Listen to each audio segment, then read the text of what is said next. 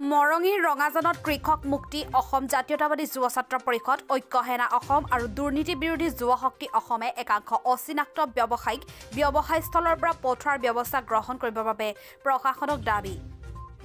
মৰঙীৰ ৰঙাজানত কিছুদিন ধৰি একাংশ সন্দেহযুক্ত লোকে ৩৯ নং ৰাষ্ট্ৰীয় ঘাইপথৰ কাষত দা কটাৰী বিক্ৰী কৰি আছে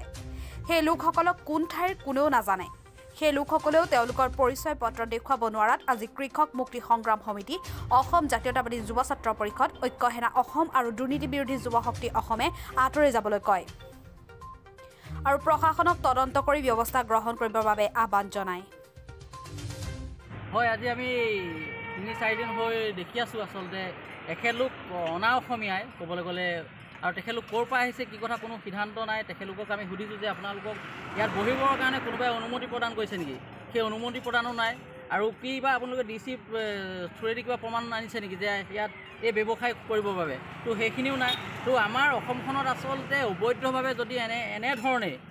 অন্যান্য ৰাষ্ট্ৰীয় পৰা মানুহখিনি আহি পেলানি ব্যৱসায় কৰিব কোনো অনুগ্ৰামী পত্ৰ নথকাকৈ আজি গোটেই গজালি হৈ পেলানি যদি গৈ থাকিবলৈ হয় আৰু অসমখনক আৱৰ্জনা বুলি ভাবিছে নেকি কিন্তু অসমখন আমাৰ আৱৰ্জনা নহয় আমি কা বিৰোধিতা কৰি আহিছোঁ কা বিৰোধিতা সময়তে যদি এনেকৈ ধৰণে এই ব্যৱসায় স্থল ধৰি পেলানি গোটেই গজালি ল'বলৈ হয় কিন্তু আমি দল সংগঠনে এই কথাক আমি কোনো কাৰণতে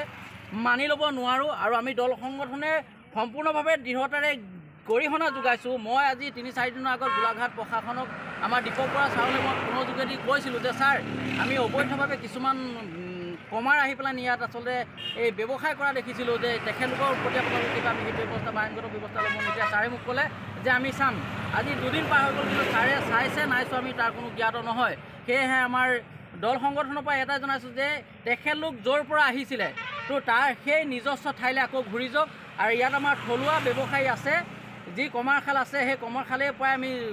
বস্তু দা কুঠাৰ ক্ৰয় কৰি পেলাই আমি ইমান দিনে চলি আছোঁ আৰু আগন্তুক দিনতো আমি চলি যাম আৰু এটা কথা মই আজি এই সুযোগতে ক'বলৈ বিচাৰোঁ আজি আমি যদি অন্য ৰাষ্ট্ৰলৈ যাবলৈ বিচাৰোঁ অন্য ৰাষ্ট্ৰীয়লৈ যাবলৈ বিচাৰোঁ তেতিয়া আমাৰ পৰা বহুত নথি পত্ৰ বিচৰা যায় যে আপোনাৰ পাছপৰ্টৰ পৰা ধৰি পেলাই কিন্তু এইসকল লোক যে আজি আমাৰ অসম চৰকাৰ জ্ঞাত নহয় যে এই লোকসকল যে কেনেধৰণে আমাৰ অসমত সোমাবলৈ পালে কেনেধৰণে ইয়াত এই ব্যৱসায় কৰিবলৈ পালে এই ব্যৱসায়খিনিক আমি ধিক্কাৰ দিছোঁ আৰু আজি অলৰেডি আমি DC ছাৰক ইয়াৰ মেমৰিনামো দিম এই একেলোক য'ৰ পৰা আহিছিলে আমি বাৰে প্ৰতি সেইটোক তেখেতলোক আকৌ নিজস্ব ঠাইলৈ ঘূৰি যাব লাগে আপোনালোক কোনটো সংগঠন আমি দুৰ্নীতি বিৰোধী যুৱ শক্তি অসম গোলাঘাট জিলা সমিতি আছোঁ লগতে আমাৰ এই হীৰক আছে কৃষক মুক্তি সংগ্ৰাম সমিতি সেয়া আৰু আমাৰ ঐক্য সেনা অসমৰো আছে আমি তিনিটা সংগঠনে তীব্ৰভাৱে আমি গৰিহণা যোগাইছোঁ আচলতে অসমখনত যি বিদেশী সমস্যাই গ্ৰাস কৰি উঠিছে এই একে সময়তে আমি দেখিবলৈ পাইছোঁ আজি ৰঙাজান অঞ্চলত কোনো চীনা পৰিচয় নোহোৱা অজ্ঞাত মানুহ কিছুমান আহি ইয়াত ব্যৱসায় কৰিবলৈ আৰম্ভ কৰিছে কিন্তু তেখেতলোকক আমি সুধিছোঁ যে আপোনালোক ক'ৰ পৰা আহিছে বা ক'ত যাব বা আপোনালোকৰ উদ্দেশ্য কি তেখেতলোকৰ এটাই কথা যে গৰীব মানুহ আমি কিবা এটা কৰি খাই আছোঁ কিন্তু আমি কৈছোঁ যে গৰীব মানুহ ঠিকেই আছে আপোনালোকে কিবা এটা কৰি খোৱাত আমাৰ কোনো আপত্তি নাই কিন্তু আপোনালোকৰ নথি পত্ৰ আছে নাই কিন্তু তেখেতলোকৰ কোনো প্ৰশাসনিকভাৱে নথি পত্ৰ নাই তেখেতলোকৰ কোনো ধৰণৰ তেখেতলোকৰ নিজৰ পাছপৰ্টৰ দৰে কোনো ধৰণৰ তেখেতলোকৰ ভোটাৰ ID কাৰ্ডো তেখেতলোকে কোনো ধৰণৰ দেখুৱাব পৰা নাই কিন্তু তেখেতলোকে এই কৰোণা মহামাৰীৰ সময়ত যি এখন ৰাজ্যৰ পৰা আন এখন ৰাজ্যলৈ যাবলৈ বিভিন্ন ধৰণৰ নথি পত্ৰ বা বিভিন্ন ধৰণৰ মেডিকেল ৰিপৰ্টৰ প্ৰয়োজন হয় কিন্তু এই সময়ত তেখেতলোকে ইয়ালৈ আহি কেনেকৈ ইমান ডাঙৰ এটা ব্যৱসায় গ্ৰাস কৰি ল'ব পাৰিছে বা ইমান ডাঙৰ এটা তেখেতলোকে ইমান দূৰৰ পৰা আহিব পাৰিছে এই কথা আচলতে লক্ষণীয় আৰু কাৰ চৰ্ত ছায়াত আহি ইয়াত বহিছে সেইটো কথাও আমি এটা বুমেৰাং হৈ আছে গতিকে আমি অতি সোনকালে ইয়াৰ উত্তৰ বিচাৰিছোঁ আমি গোলাঘাট জিলা প্ৰশাসনে যাতে ইয়াৰ তদন্ত কৰে আৰু এই মানুহখিনি ক'ৰ পৰা আহিছে ক'লৈ যাব বা কেনেকৈ থাকিব ক'লৈ কি কৰিব এই কথা কিন্তু তেখেতলোকে স্পষ্ট সহকাৰে তেখেতলোকে বিবেচনা কৰক নহ'লে কিন্তু আমি অন্যথা দল সংগঠন আছে আমি কৃষক মুক্তিৰ সংগ্ৰাম সমিতিয়ে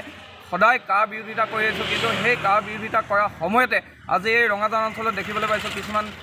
বহিৰাগত বিদেশী লোক আহি তেখেতলোকে ইয়াত সংস্থাপন লৈছেহি আৰু আমি কৃষক মুক্তি সংগ্ৰাম সমিতি দুৰ্নীতি বিৰোধী ঐক্য মঞ্চ আৰু আমাৰ ঐক্য সেনা জাতীয়তাবাদী যুৱ পৰিষদকে আদি কৰি আমি সকলো দল সংগঠনে আমি গৰিহণা দিছোঁ অতি সোনকালে যদি চৰকাৰে পদক্ষেপ নলয় কিন্তু আমি আন্দোলন কৰিবলৈ বাধ্য হ'ম নুমলীগড়ৰ পৰা জানমণি দত্তৰ ৰিপৰ্ট দৈনিক টাইম।